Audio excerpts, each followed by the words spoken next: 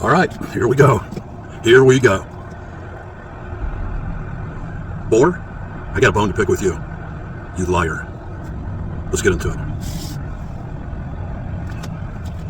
Your comments, Boar, are just out of whack. They're not consistent. You're jumping around, and you have the 7-year dispensational pre-trib rapture cultism mindset. Triplified. I just made up a word. I don't know if it's... You got that and then some.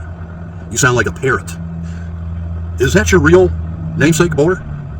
Borea-o7g? Is that really your name? You're not a computer bot, are you? I went to your site. It says no content. Boar, where's your stuff? Where's your stuff? Either you're going to walk the walk and talk the talk, or you're not. So when you say 5 hours ago, you're right. Now keep in mind, well, let's set this up. As you were. Let's set this up. Can't make this stuff up. We love it. This is what we live for. Another day at the shop, whatever. So we just got done making this one video by the name of The Antichrist Never Confirms Any Covenant. The Antichrist never confirms any covenant. Are we being clear enough? Do you think? Maybe. So you, Boar, you come back 5 hours ago and you say, this is so rich, I can't pass it up. Here's what you say. You're right. The AC, in other words, Antichrist, will confirm in the future. Double exclamation point. I never said that. Dude, I don't know what your sex is. It could be a dude or a dudette, I don't really care. Number one, do not put words in my mouth, especially after I made the super succinct video by the name, drumroll again, the Antichrist never confirms any covenant. So, Boar, here's what you're stepping on your sword. It's almost like the Roman Catholics. If there's one verse that they have, that they quote all the time, that they happen to know by heart, just one verse. You know which one that is? Matthew 16:18. When Christ said, and thou shalt be called Peter, and upon this rock I will build my church, and the gates of hell shall not prevail against it. But, however, I always would bring to their attention, it is 1 Corinthians 10:4, and that rock was Christ. Oh, no. No, no. And rock, by the way, means safest, and or a small stone, by extension. So you dispensationalists, man, you get on my nerves. And there's other people like myself out there. You just get on our nerves. But that's okay. That's why we do what we do. Here's, again, what you say. This is so rich. I just got to really reiterate it a couple of times, okay? You're right. Now, again, one last time. We made the aforementioned video by the name of The Antichrist Never Confirms Any Covenant. None.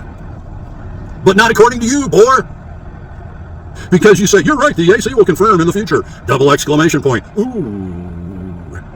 You can see that in Revelation 13. Oh, you want to go there. You want to go to Revelation 13. Okay, we'll do that. We'll do that, Boar. Just off the top of our head, there's 2 beasts in Revelation. 2 beasts. They are metaphors. They both serve the dragon. The one comes up out of the water with 7 heads, 10 horns, and 10 crowns upon the horns. The second one comes up out of the earth with 2 horns looking like a lamb and speaking like a dragon. We say this all the time. This is another subset of intel, if you will, prophetic intel, but you have Egypt, Assyria, Babylon, Persia, Greece, and Rome. So you have, it's metaphorically applied dynasties. Metaphorically applied dynasties is what it really amounts to. So, it says, and this is where the vast majority of you 7-year dispensational pre-trib rapture cultists take it down the wrong road. You just say, oh, because it says in here, one of his heads, plural, one of his dynastical heads was wounded. And subsequently it went away. It went away. Everybody knows. Go check with Flavius Josephus, the Jewish chronicler, historicist of that time frame, that it was from the siege of Jerusalem. We have talked about this so many times, it's just not even remotely funny. 66 to 70 AD, from the 10th Roman Legion. This has overview and overlays, type, anti-type, type, shadow, just like Antiochus Epiphanes had for the placing of the abomination of desolation, spoken of by the prophet Daniel. And we'll get into that too, because you have Matthew 24, Mark 13, Luke 21. But in Luke, it doesn't really address that. But in Mark 13, I think it's 15, it says standing in the holy place, and we'll go into that. We'll look up the ramifications. Systemia is the Greek word, if I recall correctly. The same Greek word that is found over in Matthew 24:15, I want to say. 24:15, that talks about the same thing. But in Matthew it says, when you shall see it, stand in the holy place. You're supposed to stand in the holy place. What is the holy place? Know ye not that you are now the temple of the living God? That's where we're supposed to stand. And those two beasts, they both serve the dragon. We're just telling you stuff we should already know. Okay? We should already know. Let's go more into it. And he, the Antichrist, will continue for 3.5 years. Oh, hey, we already know that, but you can't say that. Because what about the first 3.5 years? You negate that. You negate the fact of Jesus Christ fulfilling that first 3.5 years of Daniel's last week of 7 years. Immediately after the 62 weeks of years. We explained it yesterday. You have the first increment of 7, restoring and rebuilding Jerusalem. 7 times 7 is 49. Then you have the 62, which is 66, is the way they state it in the King James, which comes out to 62. Times 7 is 434. 434 plus 49 is 483. The last week is when Jesus Christ went into immediately after the 62 weeks, which puts him squarely entering into that last week.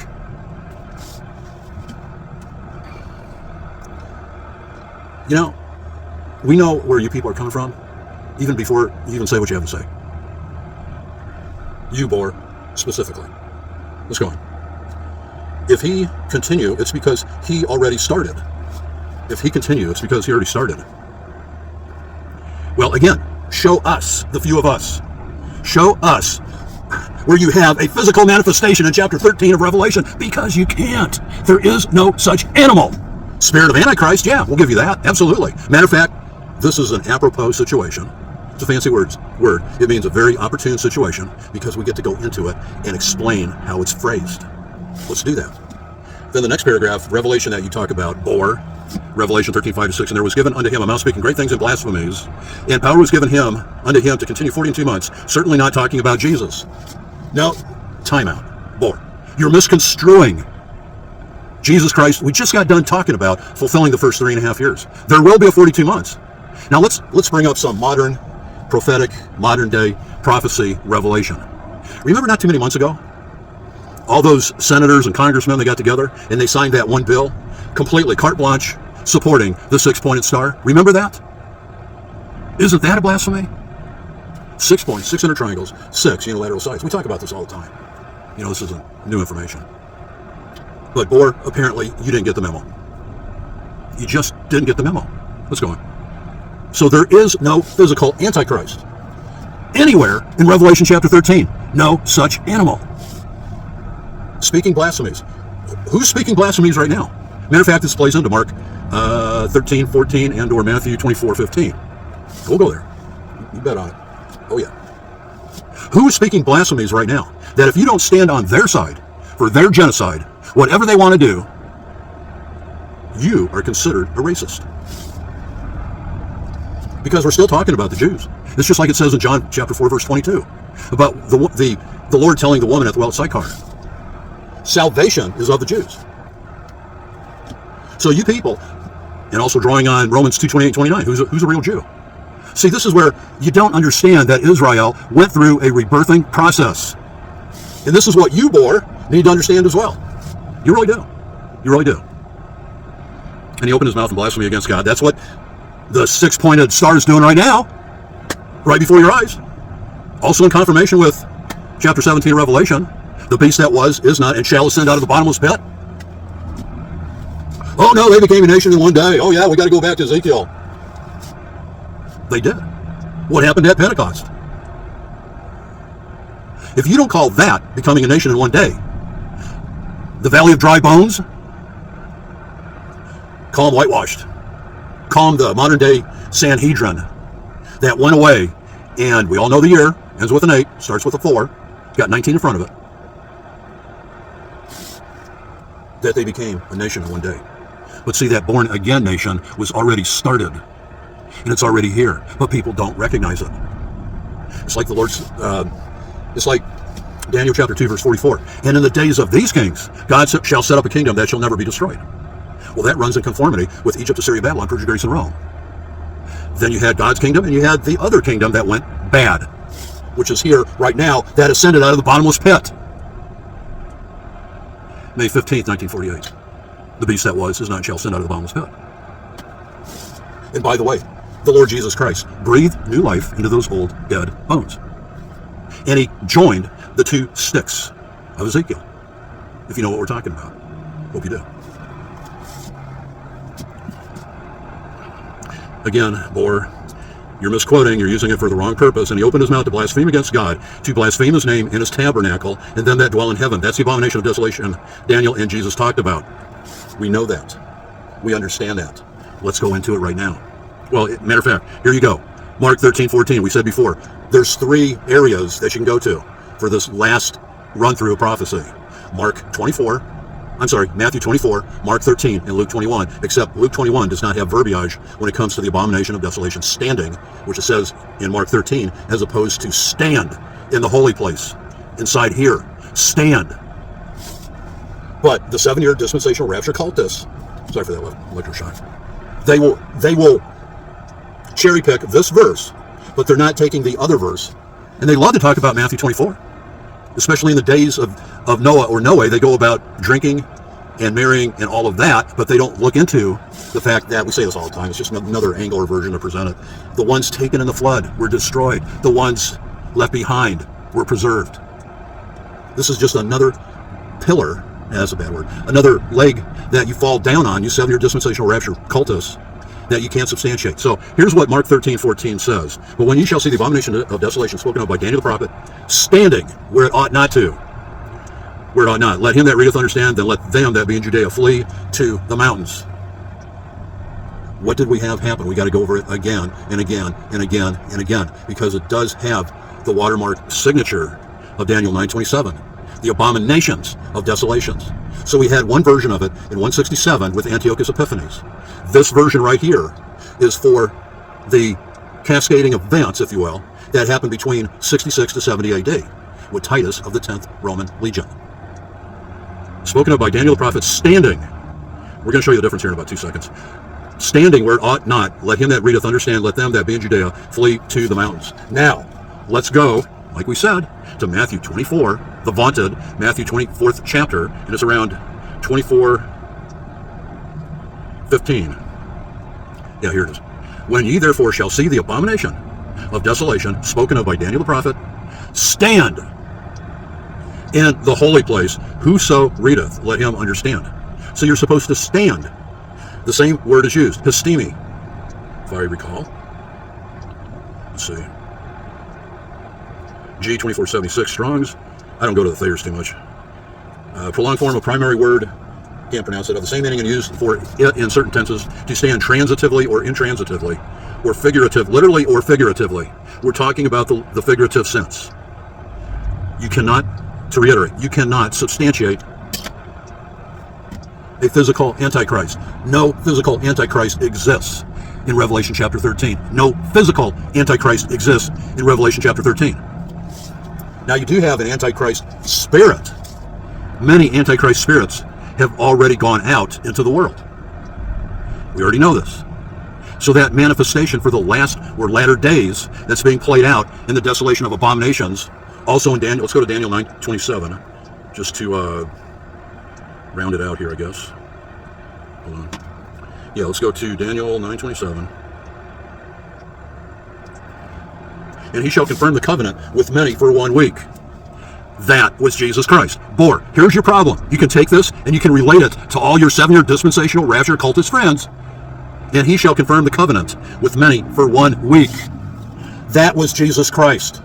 We will reiterate it again. Make an end of sins, make reconciliation for iniquity, bring in everlasting righteousness, to seal up the vision and the prophecy, and to anoint the most holy.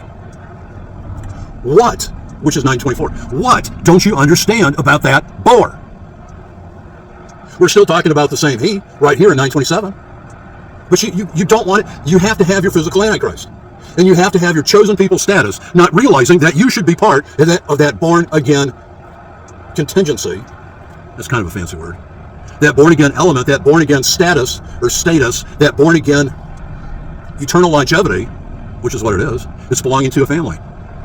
When Christ broke down the inner wall of that separation between Jew, Greek, and Gentile, he opened it up for all races, every single race. There is no racist.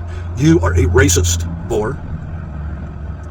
Don't be a racist. God is not a racist. That is why God went to great supernatural lengths to set it up and perform what he did, to spiritually, eternally choreograph it the way the Lord did. It was for your benefit. But if you don't accept that, if you don't accept being a modern day spiritual born again Israel Jew, born again,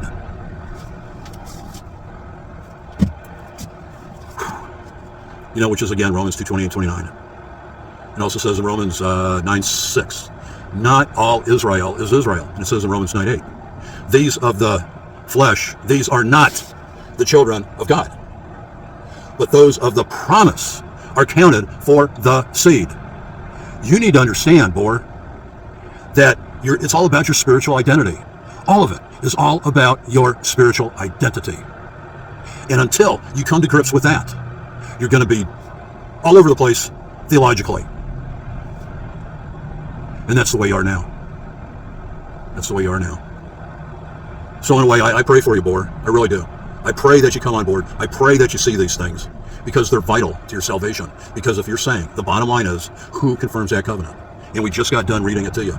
We just got done.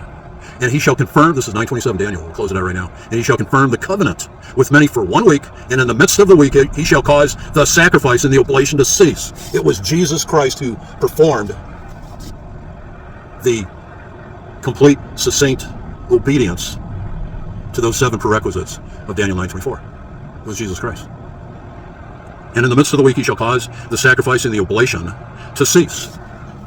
That was Jesus Christ. When Jesus Christ hung on the cross and he said, it is finished, it was, forever shall be, finished. It is right now.